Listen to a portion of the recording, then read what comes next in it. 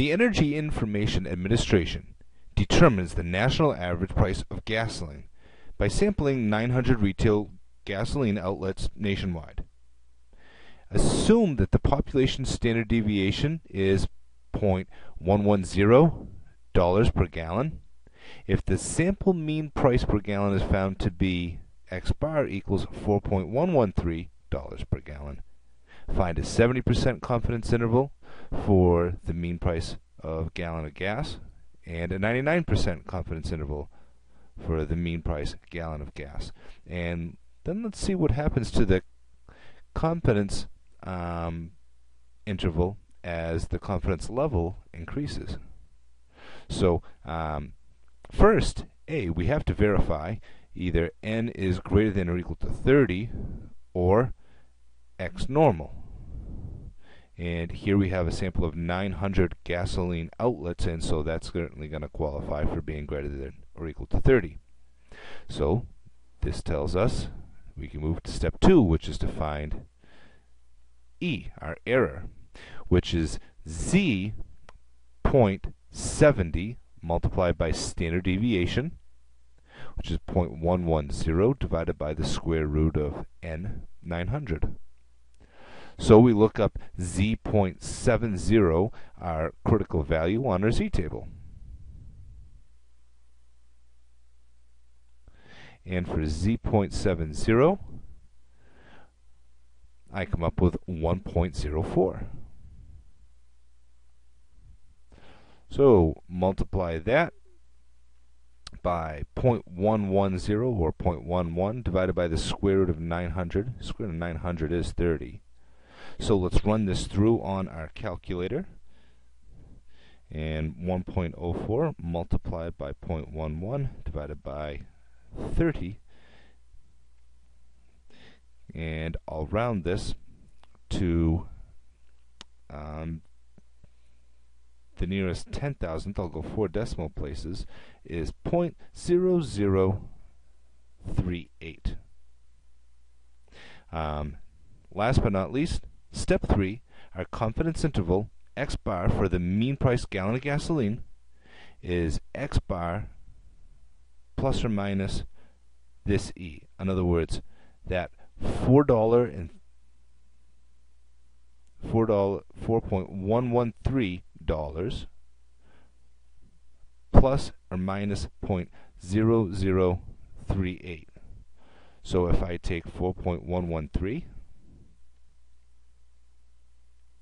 and I subtract the error,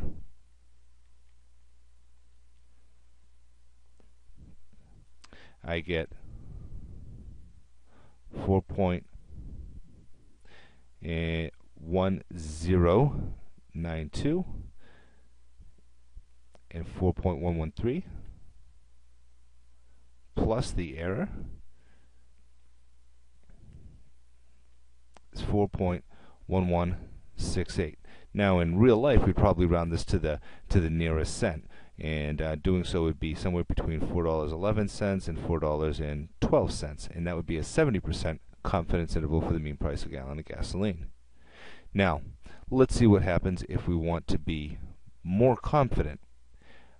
Before we do the answer, let's try to use some intuition here.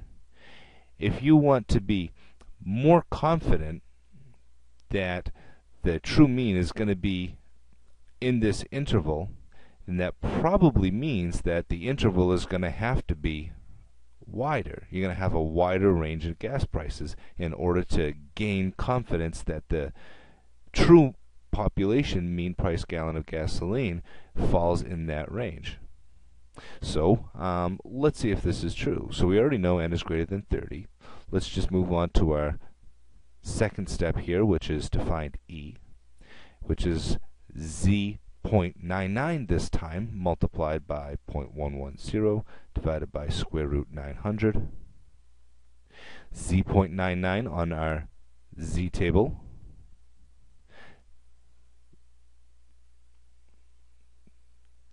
gives us 2.58. And think about what these numbers actually mean. z.7 means 70% of the z table is in between z.70 negative z.70. And so if you want 99% of the z table, you're going to be further out. And notice how we get a larger value of 2.58 than we did before. Okay, so continuing on, we multiply by the standard deviation, divide by the square root of n, which again turns out to be 30. And there should be a bigger number. Let's see.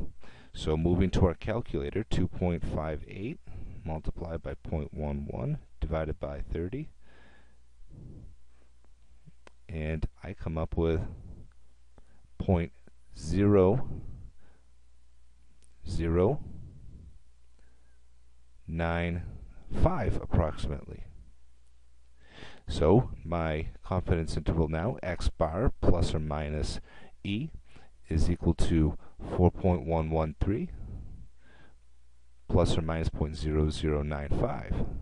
And this is going to give me a larger interval. And it makes sense because I'm getting more confidence.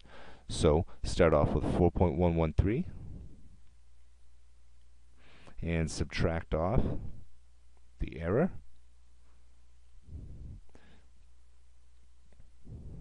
And I come up with 4.1035.